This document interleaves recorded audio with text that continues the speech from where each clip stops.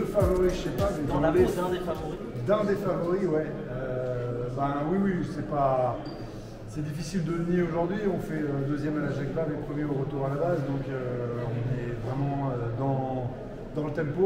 On a un super design et donc voilà, on sait qu'on va se présenter sur la ligne normalement l'année prochaine dans les 4-5 favoris, ce que j'estime être le petit groupe de devant en tout cas. Et voilà, bon, après c'est toujours essayer que ça ne me mette pas plus de pression, mais normalement j'arrive à gérer ça dans la.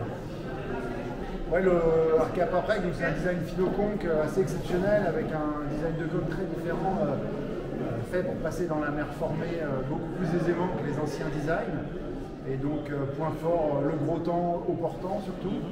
Et puis point faible éventuellement, c'est le décollage au près. Alors ça devient un peu technique, mais on a un petit déficit par rapport aux autres, mais globalement un bateau assez polyvalent. C'est-à-dire que dans le petit air au près, il y a un peu plus de mal à accélérer, c'est ça?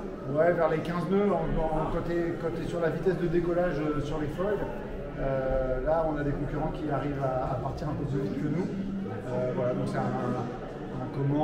une zone du jeu, de la navigation qu'on essaie de combler aujourd'hui. C'est d'essayer de ne pas perdre nos qualités, mais de gagner sur cette zone. Peut-être que tu n'as pas encore les clés, justement, et qu'avec l'expérience, tu vas résoudre ce petit déficit. Ouais, donc ça va être un mélange de trois choses, je pense. Effectivement, l'expérience, donc on a comblé notre déficit un peu cette année déjà, donc c'était essentiellement sur le réglage des voiles, où il y avait des choses assez différentes de ce à quoi j'étais habitué. Donc là-dessus, j'ai pas mal appris, progressé. Ensuite, on a pas mal sur l'utilisation des ballastes, surtout l'avant qui permet de mettre le nez dedans.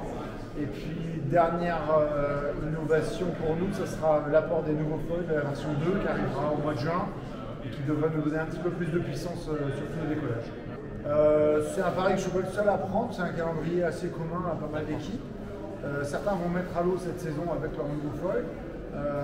Nous, quand on était très satisfaits de notre première version, on est content de les garder encore pour deux transats. Et je pense que les innovations sur cette nouvelle paire seront minimes. On gagnera en sécurité en termes de structure, ce sera un peu moins light que la première. Voilà, donc je pense que la prise de risque est maîtrisée. Et de toute façon, si elle venait à être décevante, on partirait avec la version 1. D'accord, on repartit sur la version. Sans doute. Je vais gagner le Vendée Globe parce que je pense qu'on a le meilleur bateau. Et la meilleure combinaison, c'est un vrai bateau fait pour moi. Et je pense que sur le long terme, c'est le bateau qui aura le meilleur rendement. Ça marche. Merci beaucoup, Johan.